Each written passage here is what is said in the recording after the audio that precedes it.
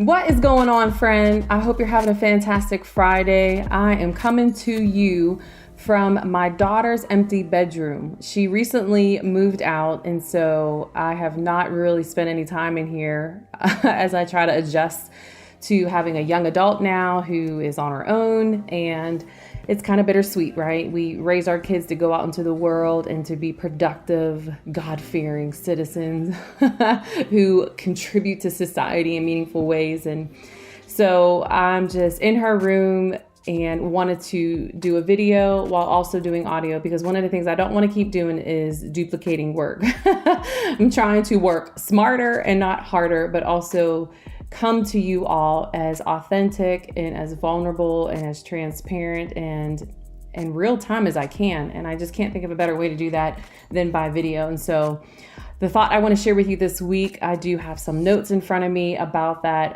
but I'm also going to just see what else the Lord lays on my heart. Is that okay with you?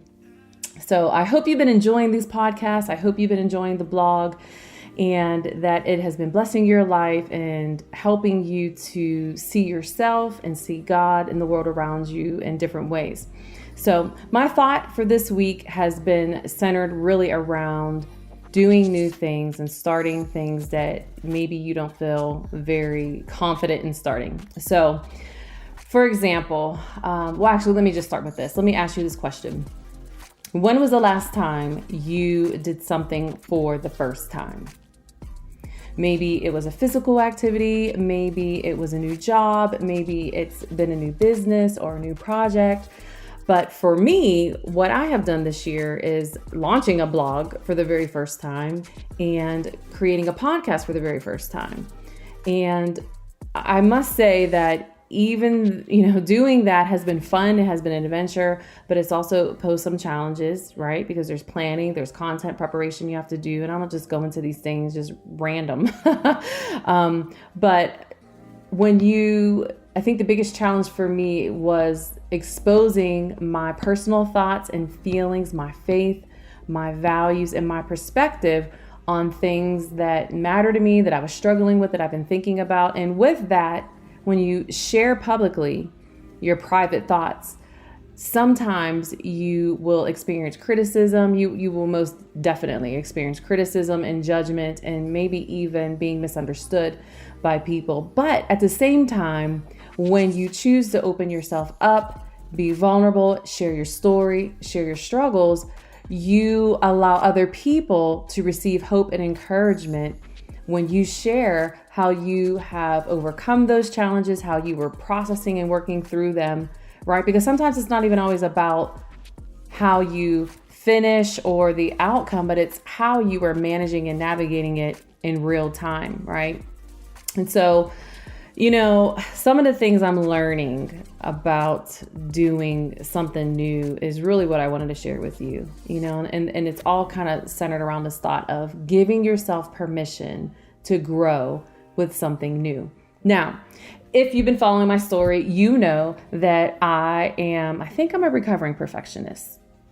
I still have to fight against those thoughts of it's not ready yet. It hasn't been edited yet. There's some tweaks in there. There's some errors in there. This isn't right. That isn't right. Whether it's my writing, whether it's a video, whether it's an audio podcast, whether it's a typo in an Instagram post.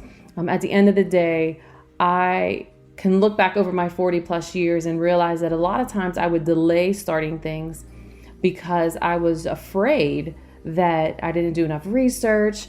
I didn't have the right wording. Everything had to be perfect, right? The video has to be perfect. The audio has to be perfect. I have to sound more authentic. And so I'm trying to figure out all these things. And, I wanted to just come to you and encourage you to not be afraid to try something new and to give yourself permission to grow with the new things as you go.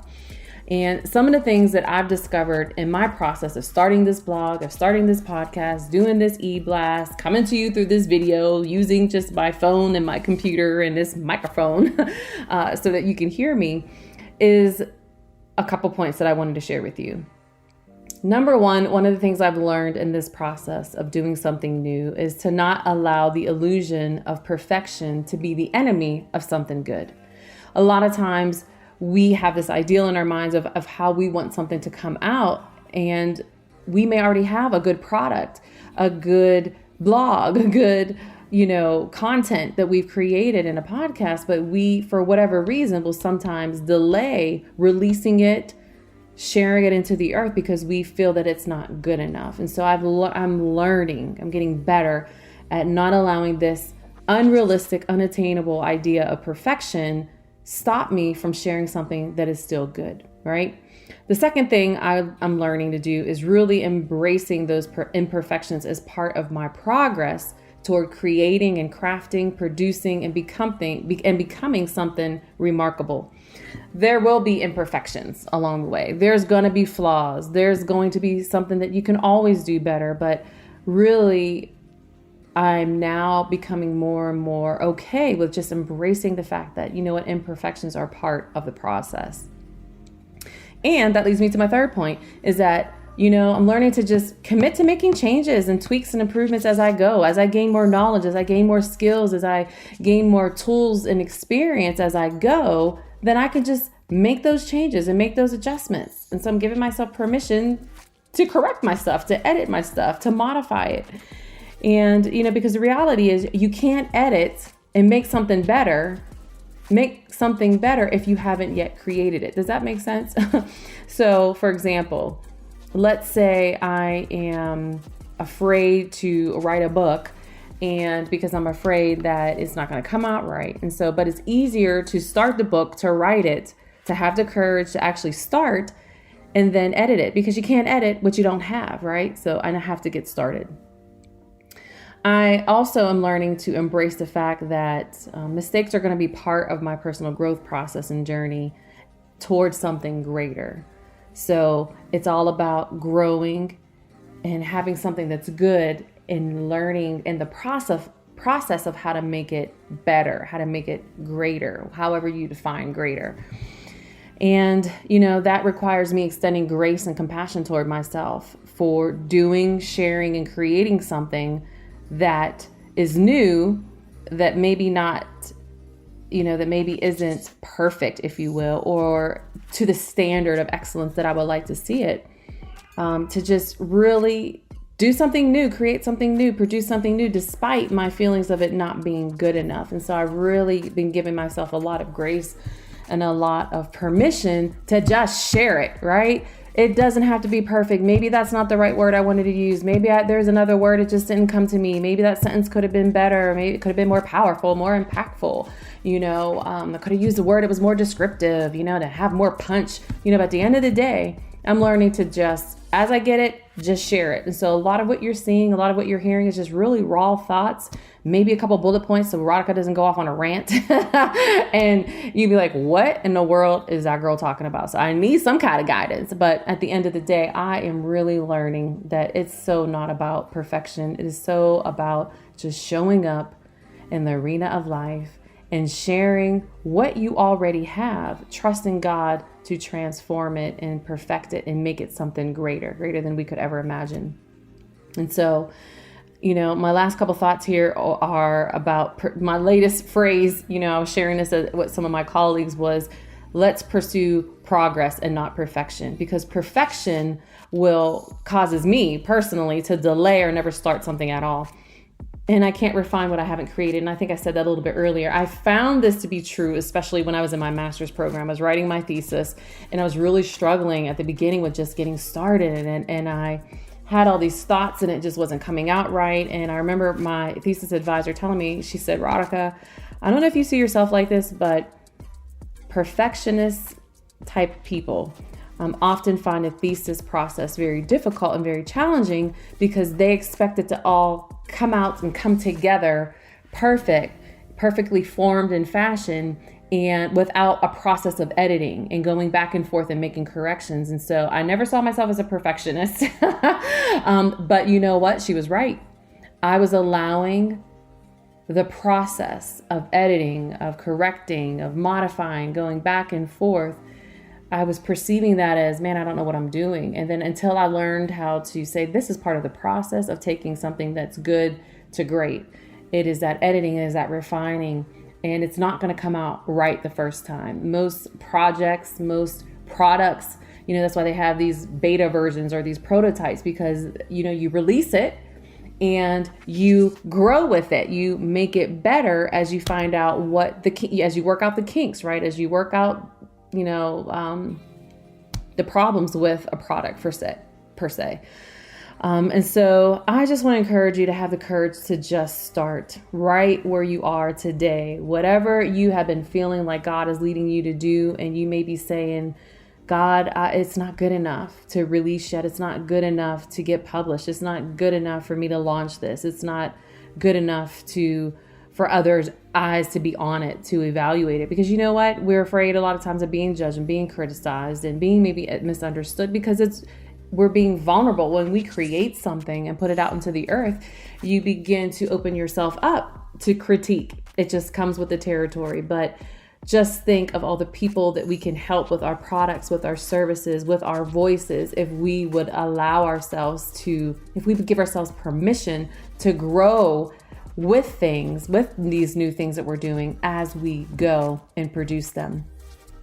Last night I was reading in my Bible, I came across this passage, and it's in Isaiah 41 verses 14 to 16, and it's the Message version. And I just want to share this with you because I think a lot of us have maybe struggling with this way of seeing ourselves. And I just want to encourage you with this word. And it says, do you feel like a lowly worm, Jacob?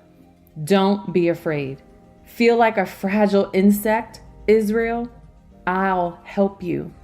I, God, want to reassure you. The God who buys you back, the Holy of Israel. I'm transforming you from worm to harrow. I think that's how you say that. From insect to iron.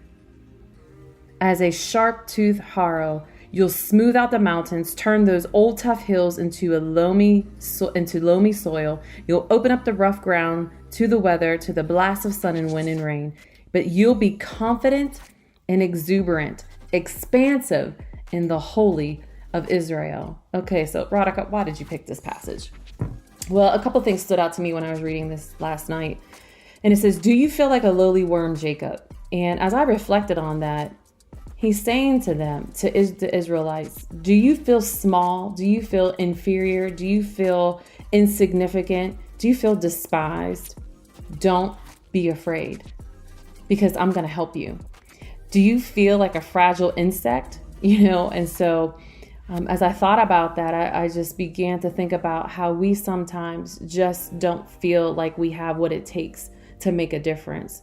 And we have this idea of perfection that we need to have, or this quality standard of excellence that we need to have. Now, I'm not saying put out some mess, y'all. I'm not saying just don't put in the effort to create something that is of good quality. But what I'm saying is, don't allow your thoughts of your ideals about what it means to be perfected, to be perfect, to stop you from releasing something that's actually really good and that can be helpful to others. So when I was reading this passage, when God says, I'm transforming you from worm to harrow, and when I was, or harrow or harrow, I'm not sure how you say it. I probably should have paid attention to that in a dictionary when I looked it up, but it was really a farming machinery that can help cultivate soil. And so it opens up the soil and allows the seed to fall into the ground and produce a harvest.